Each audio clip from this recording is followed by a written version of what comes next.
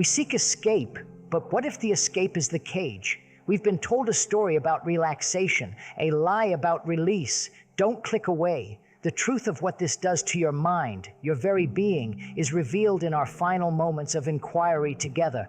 And to see it clearly just for an instant is to change everything. Seeking escape. Let us inquire together, if you will, into this question of why the human mind seeks stimulation, escape, through something like alcohol. We must look at it not with condemnation, not with judgment, but with the simple flame of observation. Why does one do it? The world says it is for social reasons, for pleasure, to unwind after a day of struggle and conflict. But are those the real reasons? Or are they merely the labels that thought has attached to a much deeper movement? The movement is one of escape. Escape from what? You must look at your own life. Escape from the boredom, the emptiness, the anxiety. Escape from the feeling of loneliness, a profound sense of isolation. Escape from the constant chattering of the mind, the endless repetition of problems, worries, and regrets. We are escaping from ourselves, from what we are. So, one takes a drink, and for a moment the chattering seems to subside, the sharp edges of anxiety feel blunted. There is a sense of ease, of manufactured warmth. But what has actually happened? Have you resolved the loneliness? Have you understood and ended the boredom? Or have you merely introduced a chemical into the system which dulls the instrument of perception? The brain, the mind, this marvelously sensitive instrument, is being made dull, insensitive. And we call this relaxation, we call this pleasure. But is it? To be dull is not to be peaceful. A mind that is clouded, that is not fully awake and sensitive, cannot possibly understand the depth and beauty of life. It cannot see truth.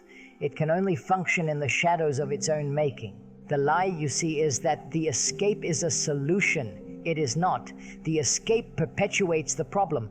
The more you run from the feeling of loneliness, the more you strengthen its grip when the effects of the escape wear off. The problem, the sorrow, the emptiness is still there, waiting. And often it is stronger because you have not faced it, you have not looked at it, you have given it energy by running away. So the cycle begins. The escape becomes a necessity, a habit, a prison. And the mind, which is capable of extraordinary clarity and intelligence, becomes dependent on a substance for a false sense of peace. The lie is that you are controlling the substance, when in fact the desire to escape is controlling you. Can we look at this desire directly? Not just the desire for alcohol, but the entire structure of seeking pleasure and avoiding pain, which is the root of this. We want the pleasant feeling, the laughter, the temporary camaraderie. We want to avoid the discomfort of our own inner state. So we create a division within ourselves, the me who is suffering and the me who is seeking pleasure. This division is the very essence of conflict. To be free is not to find a better escape, but to understand and dissolve the need to escape altogether. It is to be with the loneliness, to watch it without moving away from it, to be with the boredom, to see its whole nature. In that choiceless awareness, the thing you are observing begins to transform. When you see with your whole being the truth that the escape is not freedom, that the chemical comfort is a deception that damages the very instrument of perception, then the intelligence of the mind itself acts. It is not a matter of willpower, of forcing yourself to stop. Willpower is just another form of conflict, of resistance. But when you see the truth of the matter, as you would see the truth of a venomous snake on your path, you act. You move away, not out of fear or suppression, but out of simple, clear, intelligent perception. The lie is exposed not by another's argument, but by your own direct observation of your own mind and heart. That is the only proof that has any meaning. Thought's deception. Now let us look at the role of thought in all this. Thought is the creator of the problem, and then it offers the solution, which is the escape. Are you following this? You have a difficult day. There is conflict, pressure, frustration. This is a memory. Thought, which is the response of memory, chews on this. It says, this was terrible. I am exhausted. I deserve a reward. I need to relax. So thought creates the image, the idea that a drink will solve this feeling of exhaustion and frustration. It projects a future moment of pleasure and relief, and the body, the senses follow that image. So you are not actually responding to the present moment, you are responding to a conclusion, an image created by thought. And thought is extraordinarily clever at deception. It will tell you that this is a tradition, that it's part of your culture. It will say, everyone does it. What's the harm in a little? It helps me open up, be more social. It rationalizes, it justifies, it compares. It builds a whole structure of reasons to continue a habit that is essentially unintelligent. And because we are conditioned to live in the field of thought, we accept these reasons as valid. We believe our own propaganda. The lie is not just something society tells us. It is a story that thought whispers to us constantly, a story that we are the authors of and the primary audience for. What is the nature of thought? Thought is, of its very essence, limited. It is born of the known, of the past, of experience and memory. Therefore, it can never create something new. It can only rearrange the old. The peace that thought seeks through alcohol is a memory of a past sensation. It is not true quietness. True quietness, a silent mind, is something entirely different. It is a state of being in which thought is not dominant. It is a state of immense energy and clarity. What alcohol provides is not silence, but a suppression of thought's noise. It's like turning down the volume on a radio that is broadcasting static. You haven't fixed the radio, you have just made the noise less audible for a moment, but the static is still there. Can one see this deception in action? Can you watch, as if you were an outsider, the way your own thought process works when the urge arises? Watch how it begins with a subtle feeling of discontent. Then watch how thought gives that feeling a name. I'm stressed. Then watch how thought provides the solution. I need a drink. See the whole chain, from the initial sensation to the final action. Do not judge it. Do not try to stop it. Just watch it. In that watching, you create a space between the observer and the observed.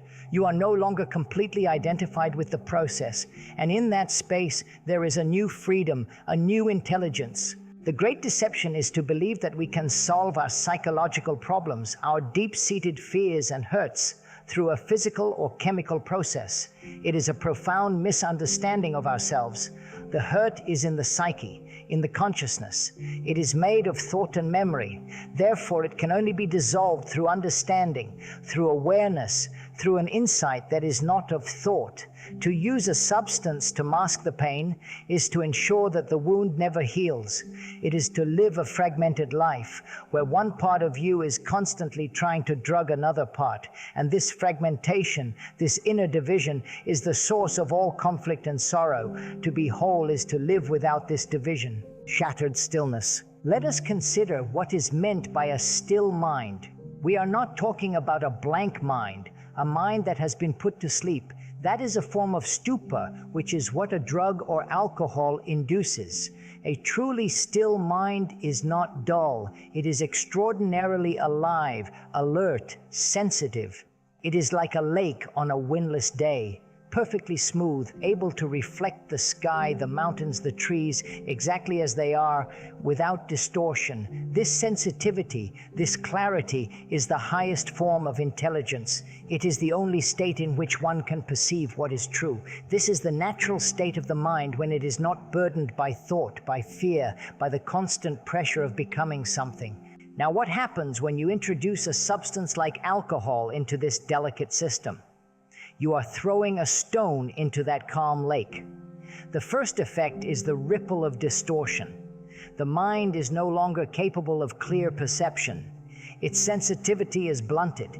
Its capacity to see things as they are is compromised. We may call this feeling relaxation, but is it? Or is it simply a lowering of awareness, a descent into a less conscious state? We mistake this dullness for peace. We mistake the absence of sharp anxiety for the presence of tranquility. But tranquility is not the absence of anything. It is a tremendously positive state of being, full of energy and clarity.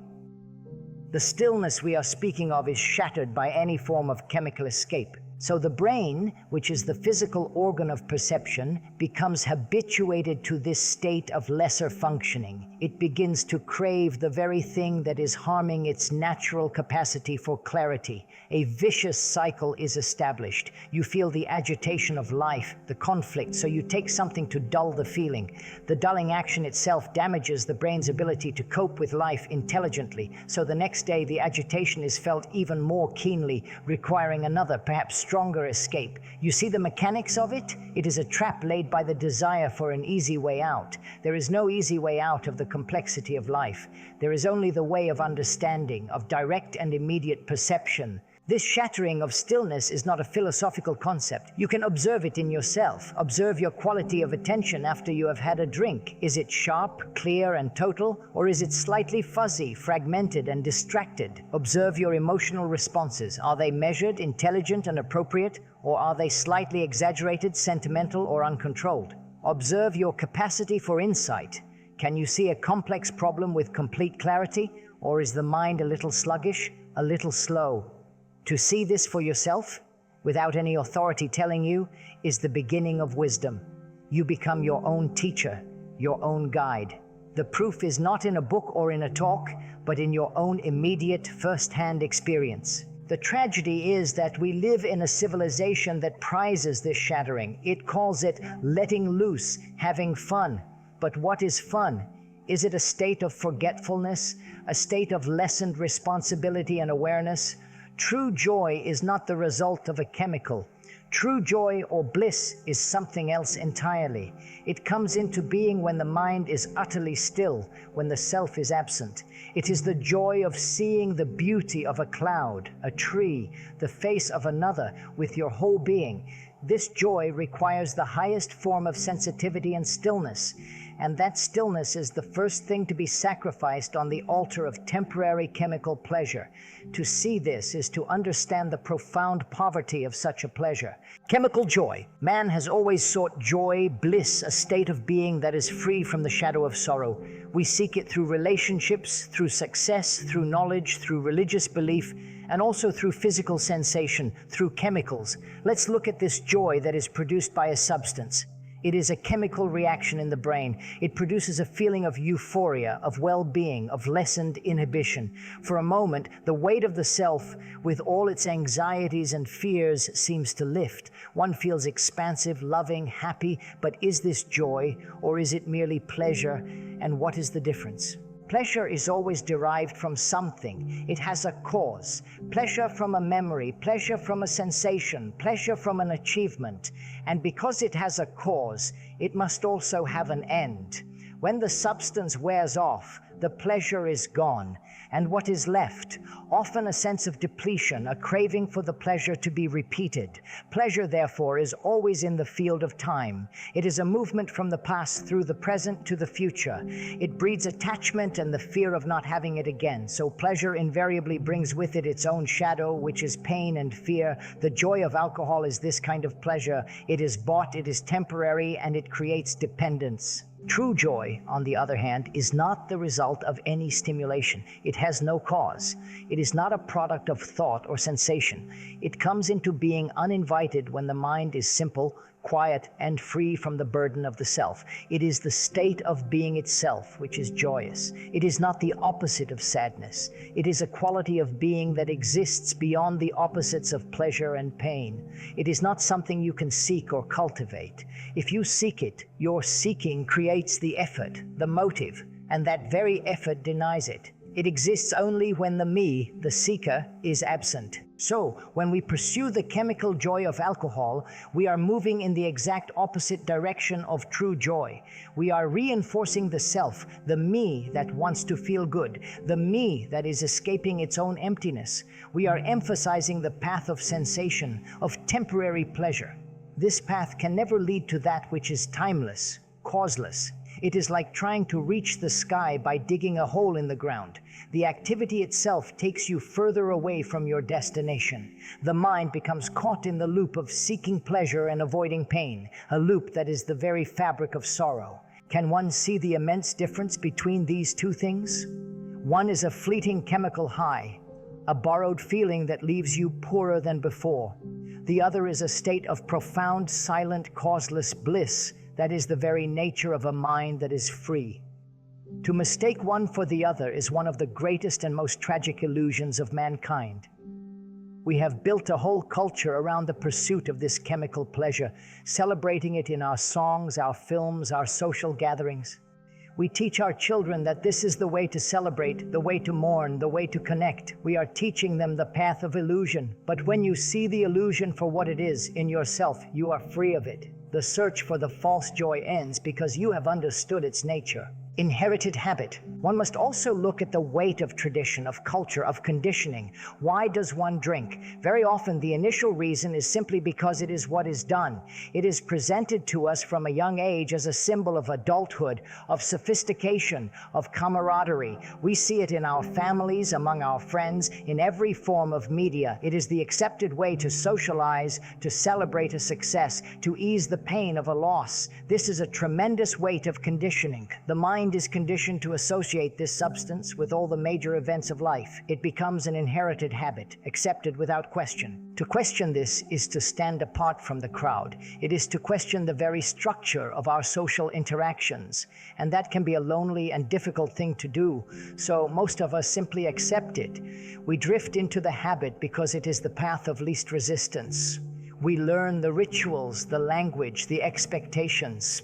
The habit becomes part of our identity, part of our social self. We don't even see it as a choice anymore. It is just a fact of life, like sleeping or eating. But is it? Is any habit that makes the mind dull and dependent a necessity, or is it a form of bondage that we have accepted without investigation? The mind that is conditioned is not a free mind. It is a second-hand mind, living on borrowed ideas, borrowed values, borrowed habits. To be free, one must be able to look at one's own conditioning and ask, why? Why do I do this? Is it born of my own intelligence, my own perception? Or is it merely the repetition of a pattern I have learned? This inquiry requires a great deal of honesty and courage. It means questioning the authority of tradition, of society, and even of your own past. It means being willing to be different, to walk a path that is not crowded. And what is society? Society is you and me and the other. Society is the relationship between us. If we in our own lives perpetuate unintelligent, destructive habits, then we are creating a society that is unintelligent and destructive. The problem is not out there in society, it is in here, in each one of us. To change the world, you must begin with yourself. You must put your own house in order. And putting your house in order means to see and to end all the things within you that are born of fear, of imitation, of the desire for psychological security and escape. So can you look at this habit of drinking, not as your own personal failing, but as part of this vast stream of human conditioning? See it impersonally. It is not my habit, but the habit, a pattern of behavior that mankind has fallen into. When you see it this way, the sense of guilt and condemnation disappears. You are not fighting yourself anymore. You are simply observing a phenomenon, a pattern of energy. And when you observe it with this detached scientific clarity, the pattern begins to lose its power. You see its origins, its structure, its consequences. And in the light of that total seeing, the habit withers away naturally without any struggle. Fragmented self, the pursuit of any form of psychological escape, including alcohol, inevitably creates a fragmented human being. What does this mean, to be fragmented? It means to live in a state of constant inner contradiction. There is a division between what you are and what you think you should be.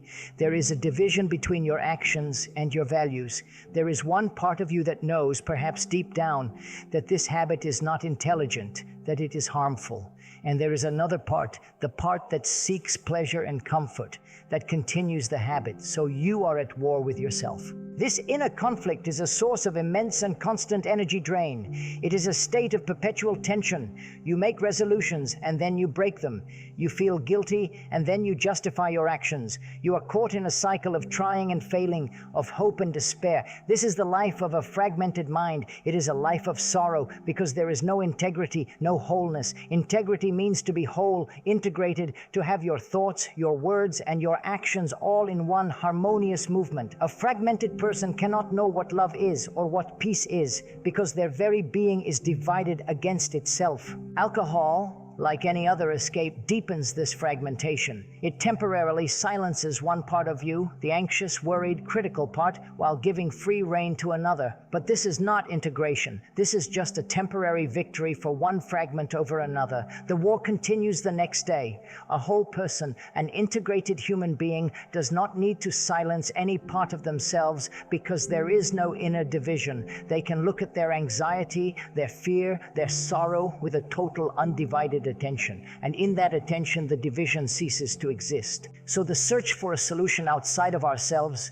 in a drink, in a drug, in a belief, in a guru, is a denial of this fragmentation. We hope that something external will magically make us whole, but it can never happen. Wholeness is not something to be achieved or acquired. It is our natural state. It is the fragmentation that is unnatural. The fragmentation is created by thought, by the self, the me, with its desires and fears, its attachments and ambitions. It is the me that says, I am unhappy. I need to find happiness. This very statement creates the division between the I and the happiness it seeks. Can you see this division in yourself, not as an idea, but as a fact, an actuality? Can you feel the tension of the contradiction, the desire to stop and the desire to continue, the feeling of shame and the pull of pleasure? To be aware of this conflict without choosing a side, without condemning one part and valorizing the other, is the key. You must observe the whole field of conflict. In that observation, which is not born of choice or motive, the conflict itself is understood, and the understanding of the cause of conflict is the ending of it. Only then is there the possibility of becoming whole, integrated, and therefore truly sane. Pristine mind. So, through this inquiry, this journey of observation we have taken together, what have we seen? We have seen that the search for escape through a substance is born of our inability to live with ourselves as we are. It is born of sorrow, boredom, and fear.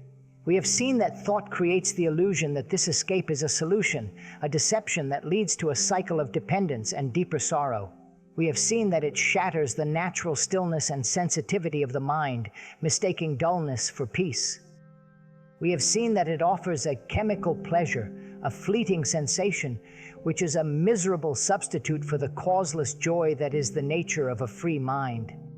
And we have seen that this whole process creates a fragmented, conflicted human being. To see all this, not as a theory, but as a living truth in the mirror of your own consciousness, is to be at a point of transformation. What then is a mind that is free of this entire structure? What is the quality of a mind that has no need for escape, no need for chemical stimulation? It is a pristine mind. The word pristine means original, unspoiled in its first state. It is a mind that is uncorrupted by the deceptions of thought and the scars of experience. It is not an empty mind, but a mind that is full of an energy that is not the product of conflict. It is a mind that is immensely sensitive, intelligent, and capable of profound love. This mind can meet life as it is. It can meet sorrow without creating a shield against it. It can look at the face of loneliness and not turn away. It can be in a state of not knowing, which is the beginning of all learning, because it is not seeking pleasure or avoiding pain. It is free from the cycle of like and dislike. Therefore, it can see things with extraordinary clarity exactly as they are. This clarity is intelligence.